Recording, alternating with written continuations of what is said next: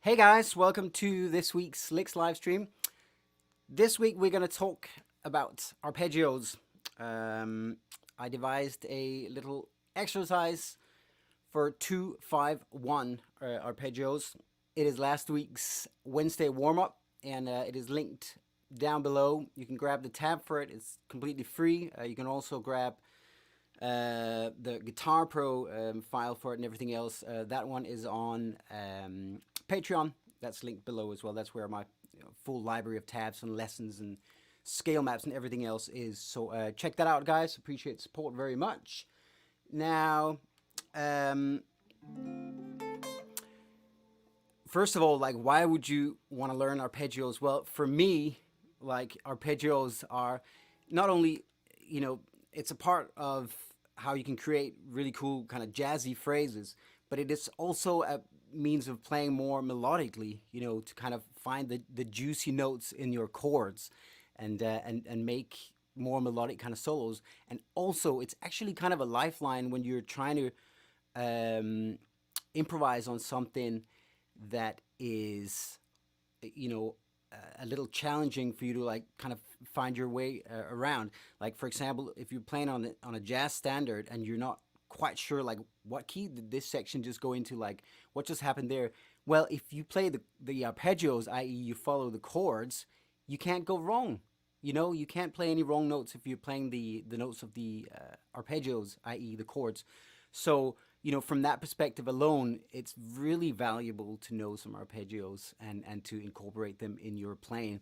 So, with that in mind, I created this Wednesday warm-up, and it just uses a minor 7 arpeggio. That's the 2 chord, D minor 7 in this case. We're going to start with a 2-5-1 in C major.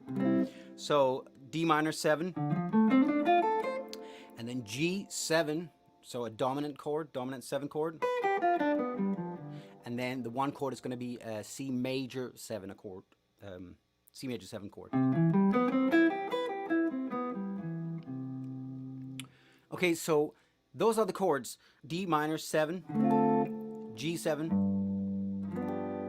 and C7, or C major 7 rather. And for the exercise, which, like I said, you can check out the full exercise. It's linked below, the tab for it, and also the exercise itself. Now, the exercise itself actually goes through all of the keys. So it goes from C major, D flat, D major, E flat major, and so forth until it gets all the way up to C major again. So it goes across the whole fretboard. I'm just going to show you how to play the exercise in C major. Okay? And then, we can talk briefly about how you can just continue it up the fretboard. And then we can talk a little bit about how you can take this exercise and, really incorporate it into your playing. So there we go, guys. We're going to start with the D minor 7 arpeggio, which goes like that. So this is the A shape of a D minor 7 arpeggio. So you got your first finger on the 5th fret of the A string, little finger on the 8th fret, then on the 7th fret of the D string, you got your 3rd finger. That's the 5th.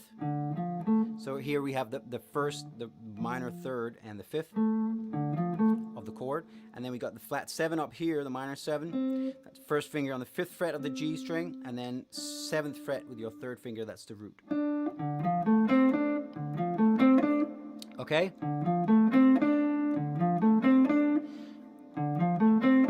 Now, after this, we're going to continue up, and we're going to play the 6th fret with the 2nd finger on the B string there, and then 5th fret and 8th fret with your 1st finger and 8th finger. With your 1st finger and your 4th finger. Okay? Now, I'm obviously teaching you this exercise. I'll play the whole thing for you in a second. I'm obviously teaching you a specific exercise. What you were seeing there at the beginning was me playing around with it and just kind of taking it to the next level, which I'll talk about how you can do that.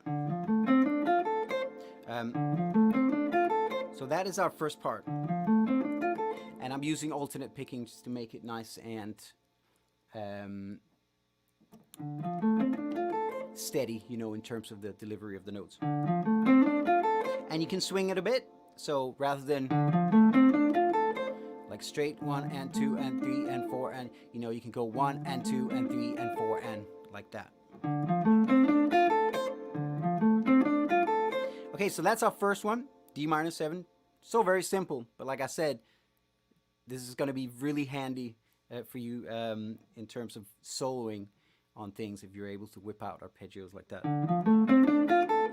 Okay, now we're going to move that little finger down to 7th fret, and we're going to start going down, descending down the G7 chord, or G7 arpeggio. So 7th fret with your little finger, 1st fret with your 1st finger, and then little finger on 6 on the B string, and 1st finger on 3. Okay? Then 2nd finger goes on the 4th fret of the G string, and then 3rd finger goes on 5 on the D string, and 1st finger goes on 3. So, and then finally you got 3rd finger on the D note there on the 5th fret of the A string. Okay? So I'm basically chaining them all together. So I'm chaining the D minor 7 arpeggio together. So by saying, okay, now I'm finished with this arpeggio here, where is the closest note that is in a G7 arpeggio? And I chose to go down right there. I could also have gone up. See what I'm saying?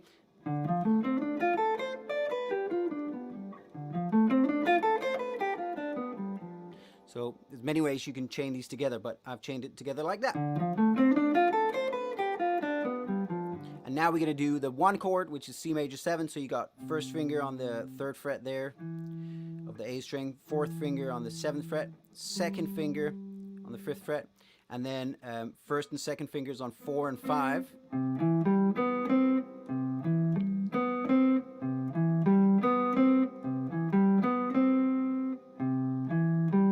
So a little bit of a stretch. If that feels like a stretch to you, you know, remember to give yourself, you know, move your hand, give yourself enough hand to make that stretch. Yeah. So like, move your hand position around to make it possible. And then 3rd finger goes on the 5th fret of the B string, and then 1st finger on the 3rd fret of the top E string. And then you're just going to go up, again a big stretch, up to the 7th fret with your little finger. That's the major 7.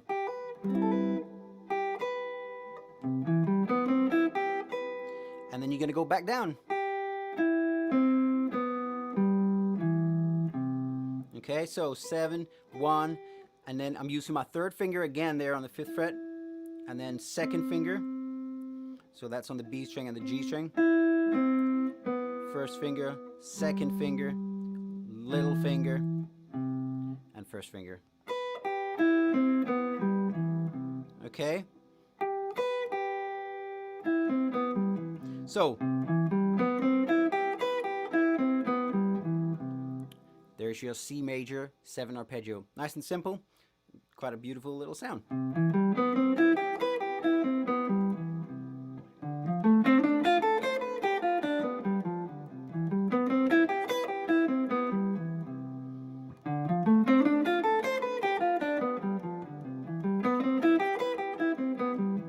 So the backing track itself sounds like this.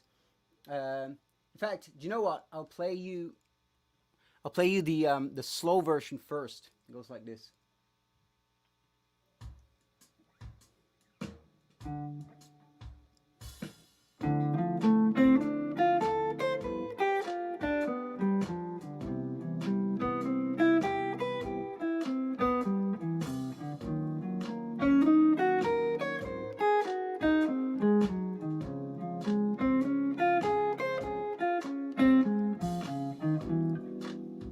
So as you can see, it continues up all of the keys, like I said.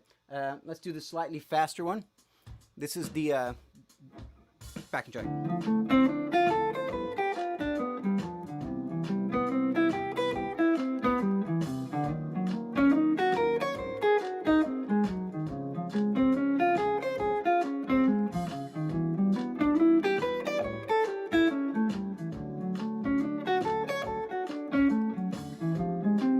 And so forth.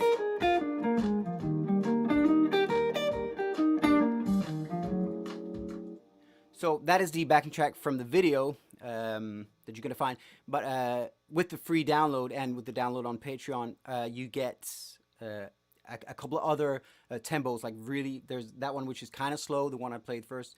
And then there's a really, really slow one as well. You know, so you can build up the speed like that. Of course, you can also just use a metronome like I always suggest to you guys. Metronomes are always going to be your friend.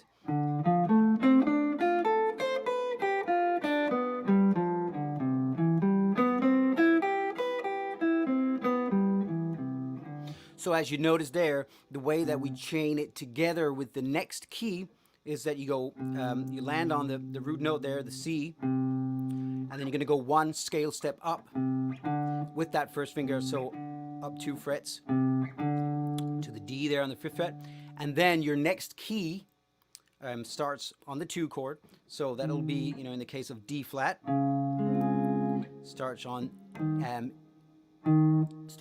E flat minor 7. So it chains it together in a nice way like this.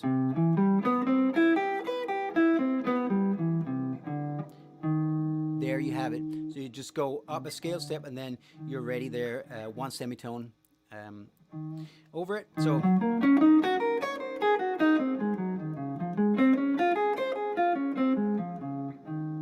and then semitone up, next key, D major, starting on E minor 7.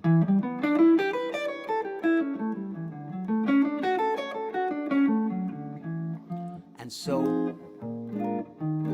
so forth. All right, so that is the exercise, yeah, like I said, it'll pay dividends. It'll pay dividends to you guys, if you take the time to learn an exercise like that, because you can whip this out in so many ways. And obviously, jazz is made of, it's just hundreds of, 2-5-1s happening left, right, and center. There's a lot of 2-5-1s happening in jazz, so it's an important building block to be able to play.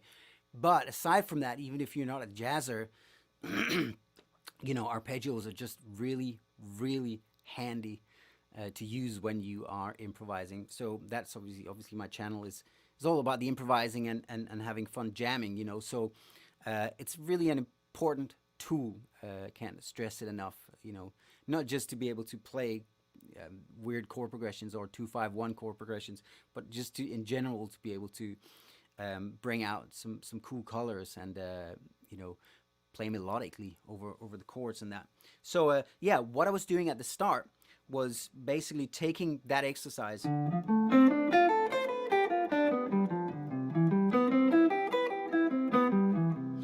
and sort of developing it a little further and just saying, well, let me just try and play around with the arpeggio, see if I can find some other shapes as well.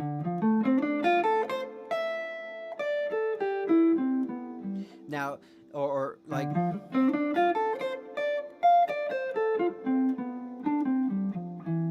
if I can somehow walk around. This is obviously all in C major. When you're doing a 2-5-1 in C, well, every chord is just C major. So really, you can just walk around the C major scale.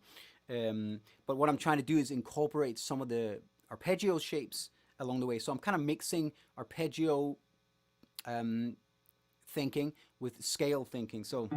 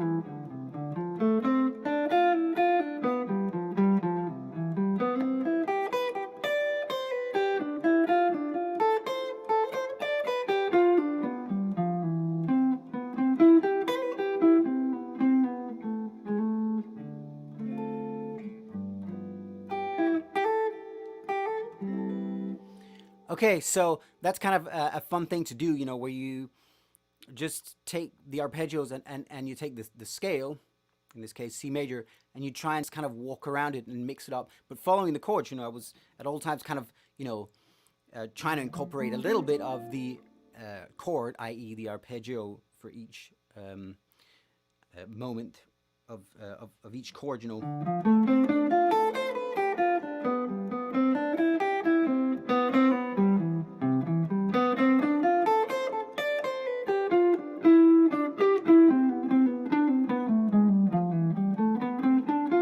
D minor, G, C, C major 7, D minor, G7, C.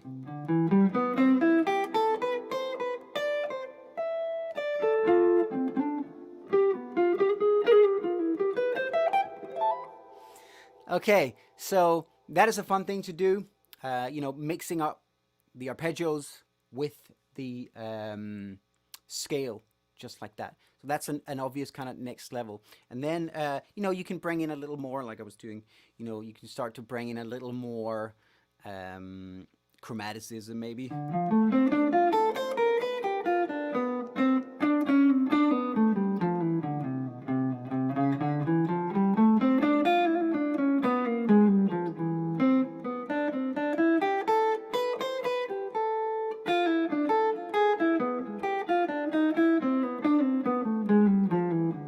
So there I was bringing in also a little bit extra color for the, especially the G chords. You can bring in your dominant, diminished scale and things of that nature. So obviously, it's jazz. There's many things you can do. I have, I believe, linked up some more jazz licks below. So obviously I've put out quite a few jazz licks here on the channel. So if you want to get more of that kind of language, just hit up the jazz licks playlist.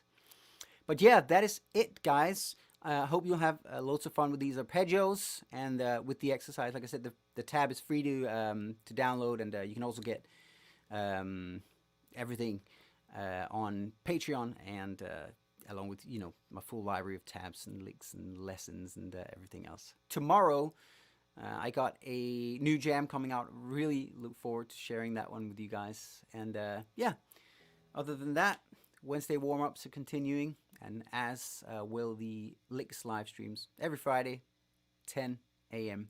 Pacific. Thanks so much, guys. I will see you very soon.